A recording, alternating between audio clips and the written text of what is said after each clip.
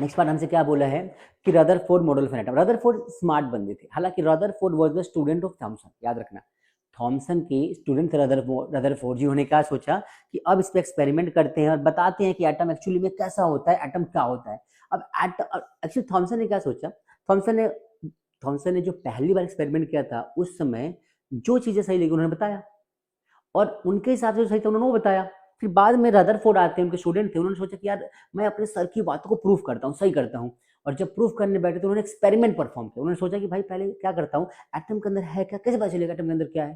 तो एटम के अंदर की चीजों को पता लगाने के लिए उन्होंने क्या किया, एक बेसिकली गोल्ड का फॉइल लिया, और गोल्ड का फॉइल इसलिए क्योंकि वो बहुत पतला हो सकता है, उसको लिया और उस पर बॉम्बार्डिंग करी अल्फा पार्टिकल की। जानना चाहते थे कि अंदर क्या एक्साइटमेंट होती है साइंटिस्ट के अंदर, पता नहीं पड़े होते कोने में एक्सपेरिमेंट कर रहे होते हैं, तो उनका अंदर ये था कि क्या होता है जाने तो सही।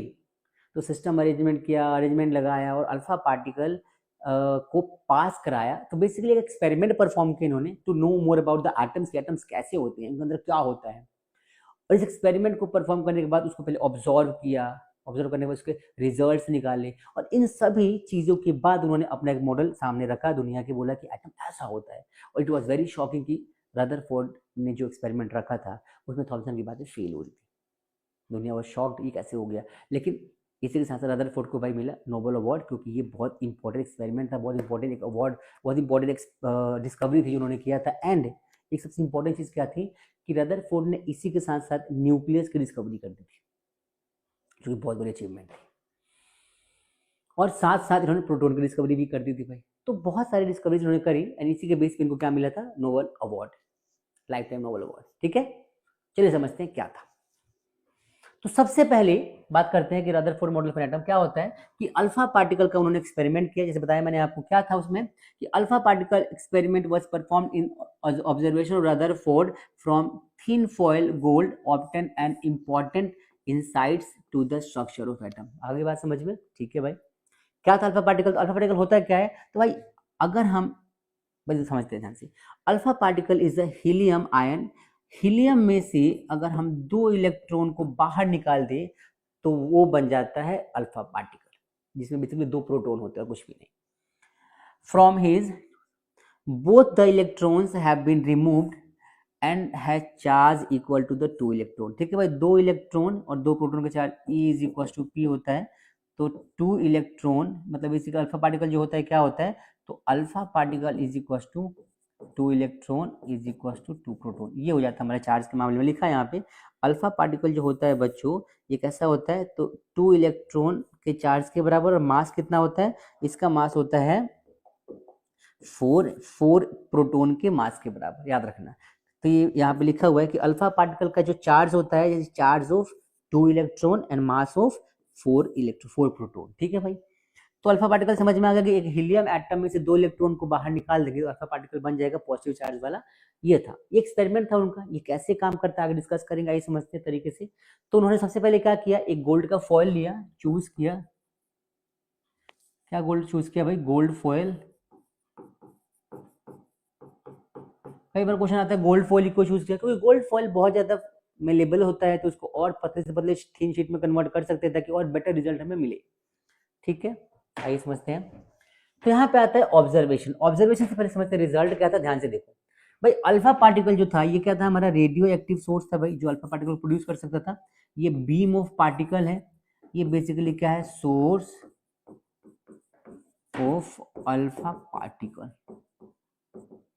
सोर्स ऑफ क्या था भाई, अल्फा पार्टिकल। ठीक है, सबसे पहले ध्यान से देखो, तो यहाँ से अल्फा पार्टिकल का एक बीम यहाँ पे जा रहा है, जाके ये हमारा गोल्ड फॉइल है, दिख रहा है आपको, गोल्ड फॉइल दिख रहा है, यहाँ पे स्ट्राइक कर रहा है। स्ट्राइक करने के बाद गोल्ड फॉइल से अल्फा पार्टिकल अलग अलग डायरेक्शन में मूव कर रहा है। हो सकता है भाई कुछ यहाँ से ऐसे गया हो, कुछ ऐसे गया, कुछ ऐसे गया, कुछ जहाँ जहाँ पे आपको दिख रहा है ना, ये ऐसे ऐसे सारे जगह अल्फा पार्टिकल गया। ठीक है, अच्छा, हर तरफ अपने तरीके से गया अल्फा पार्टिकल, हमने नहीं फेंका, वो अपने तरीके से गए, अपने मर्जी से गए, नेचुरली गए भाई। ये गोल्ड फॉइल रखा है यहाँ पे, मान चलो यहाँ पे क्या है, यहाँ पे गोल्ड फॉइल रखा है, यहाँ से अल्फा पार्टिकल गया, ऐसे चला गया, गया ऐसे चला गया, गया ऐसे जा रहा है, तो कुछ फिक्स नहीं कहाँ जाएगा। मान लो ये गोल्ड फॉइल है, अल्फा पार्टिकल जा रहा है ऐसे, कुछ इधर निकल गया, कुछ यहाँ से ऐसे चला गया, कुछ यहाँ से ऐसे चला गया, कुछ यहाँ से ऐसे जा रहा है, तो अलग अलग डायरेक्शन में गया। इसका रीजन क्या था, रीजन ये था कि भाई जो ये हमारा था, ये हमारा ये ये था हमारा Z इज इक्वल टू 79, मतलब ये बेसिकली गोल्ड था। अब गोल्ड के अंदर क्या होता है, गोल्ड के न्यूक्लियस में होता है प्रोटॉन पॉजिटिव चार्ज। अब पॉजिटिव चार्ज अल्फा पार्टिकल कैसा होता है, ये भी पॉजिटिव चार्ज होता है। तो ये पॉजिटिव चार्ज पहुंचे को दूर दूर भगा रहा था, तो कुछ में सीधे निकल गया, कुछ में दूर। अब ऐसा क्यों हो रहा था, तो भाई न्यूक्लियस, ये हमारा एटम एक्चुअली क्या है, ये हमारा एटम है। यहाँ पे न्यूक्लियस, यहाँ पे पॉजिटिव चार्ज है, अल्फा पार्टिकल गया यहाँ से ऐसे ऐसे चला गया, यहाँ से ऐसे, यहाँ से ऐसे, यहाँ से ऐसे, यहाँ से ऐसे चला गया ऐसे।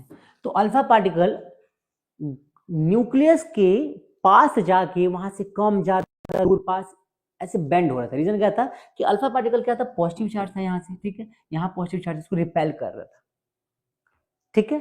तो ये जो ऑब्जर्वेशन, अब देखो यहाँ पे क्या है, यहाँ पे जो दिख रहा है आपको ये सब, ये जो पॉइंट सी बी सब दिख रहा है, सब क्या है, ये हमारा फ्लोरेसेंस लगा रखा था, इससे क्या हो कि जब अल्फा पार्टिकल टकराए तो वहां पे एक शाइन प्रोड्यूस और दिख जाए।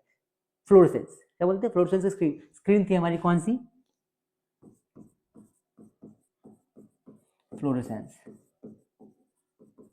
ठीक है। ये गोल्ड फॉइल, ये डिटेक्टर लगा हुआ है। डिटेक्टर बेसिकली क्या करता था कि जहां पे भी अल्फा पार्टिकल आएगा वो डिटेक्ट करेगा कहाँ पे आया है, वहां पे एक शाइन प्रोड्यूस होगी, यहाँ पे मतलब ऐसे लाइट सी प्रोड्यूस होगी, और वो लाइट किसकी वजह से, फ्लोरेसेंस की वजह से आई थी।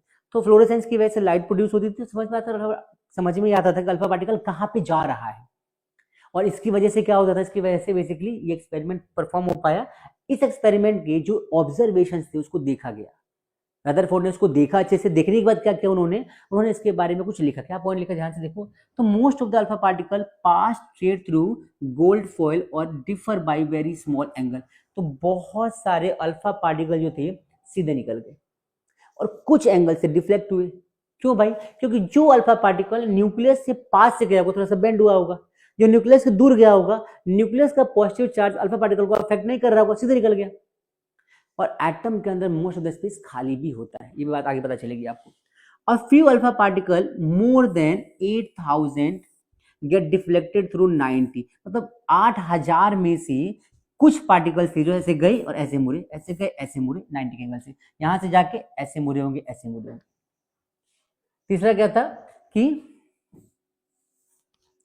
ओकेजनली एन अल्फा पार्टिकल, ये an alpha particle, actually an ही आएगा, नहीं आएगा, get rebounced back from the foil suffering reflection of 180 degree, 180 degree होता है, 180 डिग्री के रिफ्लेक्शन पे अल्फा पार्टिकल गया ऐसे और वापस इसी पे आ गया, इसको बोलते हैं 180 डिग्री का रिफ्लेक्शन। आई बात समझ में। तो ये बहुत सारे हजारों पार्टिकल्स में से एक ऐसा अल्फा पार्टिकल तो जाके वापस आ गया, मतलब क्या हो गया, वो इसके बिल्कुल कोर से टकराया होगा, सेंटर पे जाके टकराया होगा। कहाँ टकराया होगा भाई, इसके कोर पे जाके, इसके सेंटर पे जाके यहाँ पे टकराया होगा, और सेंटर पे टकराने की वजह से वहां पे भाई हैवी मासेसिव बॉडी थी, मास एटम का सेंटर था जहाँ पे पूरा का पूरा मास था, उस टकरा के वापस आ गया, पॉजिटिव चार्ज से पूरा रिपेल कर दिया। तो ये सारी चीजों को उन्होंने ऑब्जर्व किया और तब जाकर उन्होंने बनाया अपना मॉडल। आई बात समझे भाई, क्लियर हुआ। तो क्या बनाया उन्होंने, ध्यान से देखो। तो ये जो अल्फा पार्टिकल एक्सपेरिमेंट था उन्होंने किया, और करने के बाद क्या हुआ लास्ट में, फिर उन्होंने अपना रिजल्ट बनाया। रिजल्ट क्या था वो देखते हैं। रिजल्ट में क्या उन्होंने मेंशन किया, तो उन्होंने रिजल्ट बनाया किस चीज के बेस पे, एक्सपेरिमेंट के बेस पे। रिजल्ट क्या था, तो भाई most of the space with an atom is empty, ये रिजल्ट था बेसिकली, आप समझ लीजिए गाइस ध्यान से। अल्फा पार्टिकल का रिजल्ट क्या कि most of the space with in atom must be empty, बहुत सारे स्पेस क्या अल्फा पार्टिकल के अंदर एम्प्टी थे। दूसरा, all the positive charge and mass of the atom, जितने भी पॉजिटिव चार्ज थे, mass of the atom is concentrated in a very small reason called nucleus. उन्होंने न्यूक्लियस के बारे में डिस्कवरी करी। का अब मेरी बात ध्यान से समझना, जब बहुत सारे अल्फा पार्टिकल जा रहे थे सीधे निकल गए, तो उसके बेस पर उन्होंने ये आइडिया लगाया कि जो एटम होता है उसमें बहुत सारा स्पेस खाली है। जब उन्होंने एक्सपेरिमेंट किया तो क्या देखा कि बहुत सारे अल्फा पार्टिकल सीधे निकल गए। तो सीधे निकल गए मतलब क्या होगा कि उनको कोई रोकने वाला था ही नहीं। तो उन्होंने ये आइडिया लगाया कि बहुत सारे अल्फा पार्टिकल जो है वो सीधे निकल रहे हैं, क्योंकि एटम के बीच में कुछ है नहीं इसको रोकने वाला, तो most of the space in the atom is empty. उन्होंने पहला रिजल्ट जो बनाया इसके बेस पे बनाया ये वाला।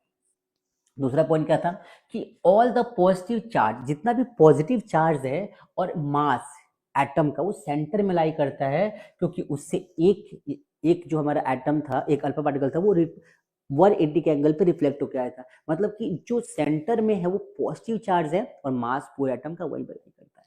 तो ये था हमारा सेंटर का दूसरा पॉइंट, और उन्होंने नाम दिया न्यूक्लियस। तीसरा क्या था, the nucleus is surrounded by a cloud of electrons.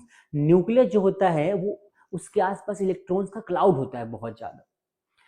Total negative charge is equals to the positive charge, so the atom is whole electrically neutral. तो एटम जो होता है वो न्यूट्रल होता है। अब न्यूक्लियस में जो पॉजिटिव चार्ज है, इसके आसपास जो इलेक्ट्रॉन्स है, ये दोनों आपस में क्या कर जाते हैं, इक्वल। तो positive is equal to negative, तो एटम कैसा हो गया, न्यूट्रल हो गया। ये बात समझ में आ गई भाई। ये इनका बेसिकली क्या था, रिजल्ट था 3 पॉइंट को लेकर। क्लियर सबको guys? Is it clear to all? सोच के बताओ।